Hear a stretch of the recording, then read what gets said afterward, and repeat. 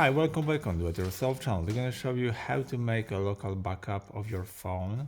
So to this operation, you have the slide up, go to settings, then scroll down and go to the system and update.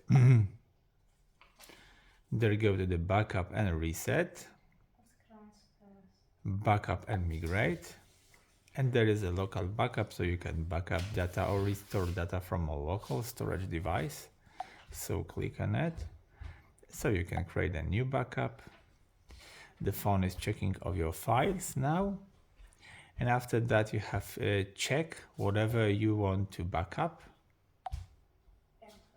In my case, I'm gonna backup the contact, start, and your backup is complete on your hard drive of a phone. So that's it for now. So I hope the video is helpful for you. If yes, you can leave like, leave comment, and leave subscribe, and see you by next video. Hey.